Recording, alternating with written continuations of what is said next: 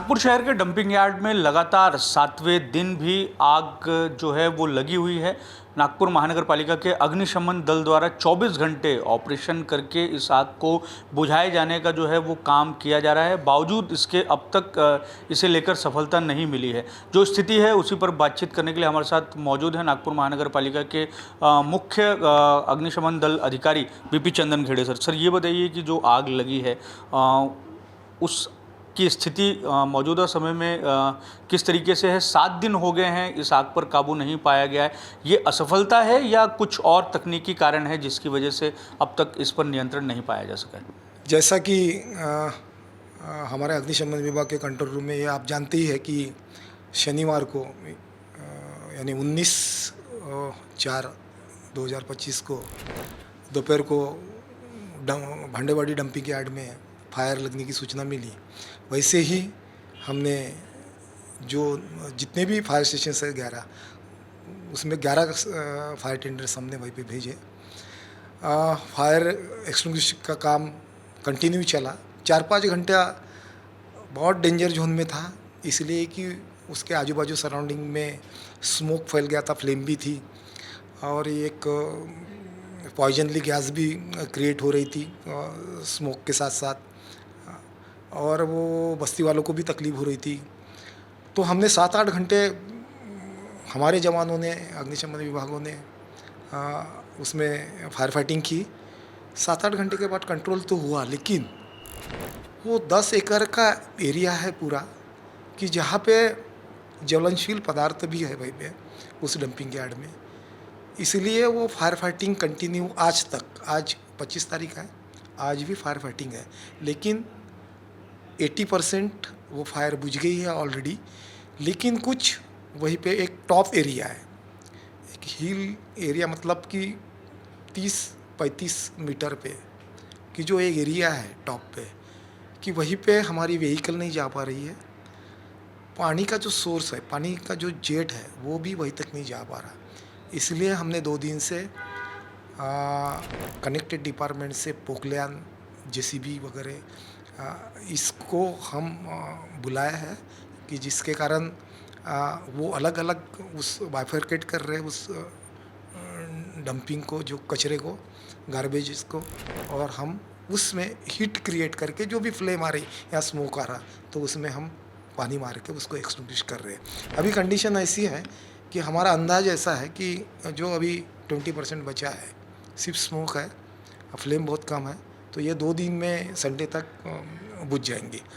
अब इसका कारण है कि ये अपनी अग्निशमन विभाग की सफलता ही बोलेंगे कि अपन 4-5 घंटे में उसको एक्सटिंग्विश किए। लेकिन ये डंपिंग यार्ड की कहीं पे भी इंडिया में जो भी फायर रही तो 15-15, 20-20 दिन चलती है, लेकिन अपन ने उस कंपेयर में अपन ने बहुत जल्दी बुझाया है उसको। और जो अभी कूलिंग करना चालू है उसमें, तो वो 2 दिन के बाद हम उसको पूरी तरीके से एक्सटिंग्विश फायर बुझेंगी, ऐसा हमारा अनुमान है।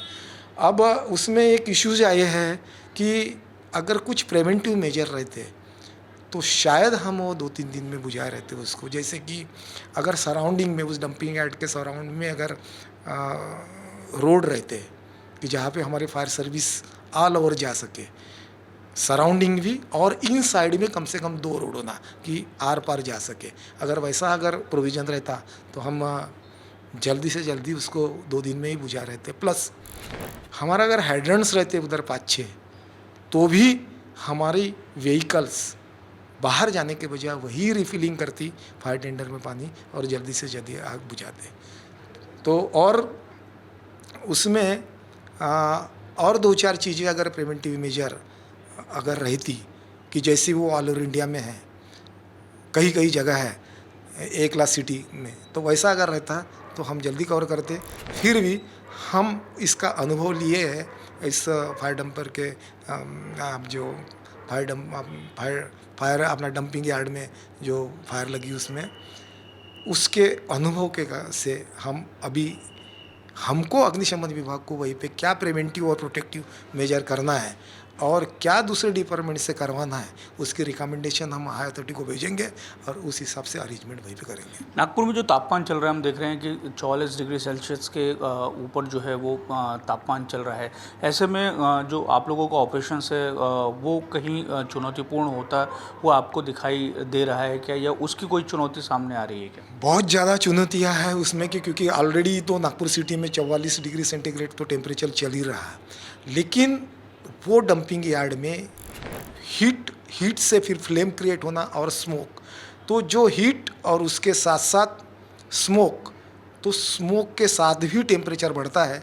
तो उसलिए ऐसा पकड़ के चलना चाहिए कि 2-3 डिग्री सेंटीग्रेड और प्लस होता कि 47 50 डिग्री सेंटीग्रेड तक टेम्परेचर जा रहा है उसमें। और उसमें हमारे एम्प्लॉय अग्निशमन विभाग और बाकी भी डिपार्टमेंट के एम्प्लॉय जो काम कर रहे हैं तो उनको बहुत ज़्यादा तकलीफ हो रही है। और सबसे ज़्यादा अग्निशमन विभाग को इसलिए होती है कि पहले ही फायर फाइटिंग करते वक्त हमारे रूल रेगुलेशन के हिसाब से हम फायर सूट पहनाते हैं। पहले ही फायर सूट बहुत ज़्यादा गर्म रहता, उसके 2-3 डिग्री सेंटीग्रेड टेम्परेचर और प्लस बॉडी में हो जाता है। इसके कारण अभी जो कंटिन्यू एक हफ्ते से जो हमारे एम्प्लॉई या अधिकारी काम कर रहे हैं तो उनको भी थोड़ा सा फिजिकली मेंटली इस टेम्परेचर के कारण तकलीफ हुई है। इसके पहले ही हमने हमारा एक ड्राइवर करके है राजेश आसरे, उनको भी उनका बीपी लो हो गया था फायर फाइटिंग करते वक्त, तो हमने नियरेस्ट हॉस्पिटल में उनको एडमिट किया, अभी ठीक है। वैसे दूसरे भी एम्प्लॉई अधिकारी कुछ है कि जिसको उनको तकलीफ हुई है, तो हम उनको थोड़ा रिलैक्स देके फ्रेश एम्प्लॉई या अधिकारी को हम और फायर फाइटिंग करवा रहे हैं। लेकिन अभी पोजीशन एकदम नॉर्मल है। उम्मीद है कि संडे तक वो पूरी तरह फायर एक्सटिंग्विश होंगे। 7 दिन से ये आग लगी हुई है, आप कह रहे हैं कि 2 दिन और आग लगेगी, तो ये जो पूरा का पूरा आप लोग ऑपरेशंस कर रहे हैं डंपिंग यार्ड में आग को बुझाने का, जो अलग अलग शहर है जैसे कि आपने जिक्र किया कि ए क्लास जो सिटीज़ हैं वहाँ किस तरीके से अरेंजमेंट है, वहाँ डंपिंग यार्डों में किस तरीके से आग लगने की स्थिति में नियंत्रण पाया जाता है, इसको लेकर क्या कुछ अध्ययन किया जा रहा है? और आपने जो जिक्र किया कि आप रिपोर्ट सबमिट करने वाले हैं कि किस तरीके की वहाँ पर व्यवस्थाएँ होनी चाहिए, तो इस दिशा में भी कार्रवाई की जा रही है? हाँ, उस दिशा में ही कार्रवाई हो रही है। हमने भी जहाँ जैसे दिल्ली मुंबई में कि ऐसे फायर 15-15 दिन चलती है, कभी कभी चली है उसमें भी, तो उसका भी एक्सपीरियंस हम मतलब अपना एक्सपीरियंस उनको शेयर करके उनके तरफ से भी हम रिकमेंडेशन लेने वाले हैं कि क्या करना चाहिए उसमें। तो वैसे ही उस हिसाब से हम वहीं पे उस अरेंजमेंट करेंगे या अदर डिपार्टमेंट से भी वो हम मदद मांगेंगे कि वो अरेंजमेंट करेगी। जैसे कि आपको अभी बताया मैंने कि सराउंडिंग वो डंपिंग यार्ड के सराउंडिंग में रोड होना चाहिए ताकि हमारा फायर टेंडर वहीं पे जाके स्टेबल हो और फायर फाइटिंग करे। दूसरी बात कि इनसाइड रोड भी होना चाहिए, अगर बीच में साइड में भी अगर फायर लगी तो भी वो फायर टेंडर वहाँ तक जा सके। हाइड्रेंट की सराउंडिंग में 5 या 6 हाइड्रेंट्स होना चाहिए कि जो मेन लाइन है पानी की वो 24/7 होनी चाहिए ताकि कभी भी अगर फायर लगी तो फायर फाइटिंग कर सके।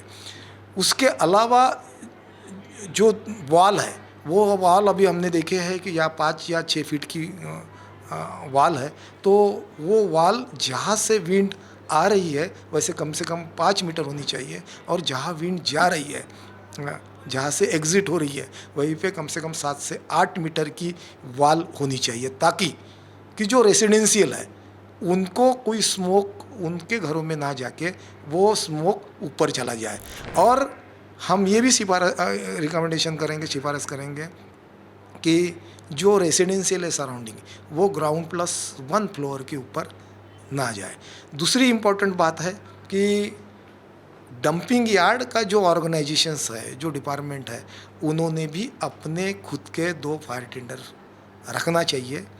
उसके अलावा जो SOP बनाना चाहिए, स्टैंडर्ड ऑपरेटिंग प्रोसीजर एक बनाना चाहिए कि जिसमें 7-8 डिपार्टमेंट हो कि इमरजेंसी अगर आई तो ये 7 भी डिपार्टमेंट एट ए टाइम कुछ इंसिडेंट हो गया तो वहीं पे उस इंसिडेंट का मुकाबला करें। जैसे कि फायर डिपार्टमेंट उस SOP में या उस ऑर्गेनाइजेशन उस कमेटी में होनी चाहिए। फायर डिपार्टमेंट है, PWD है, तुम्हारा वाटर वर्क्स है,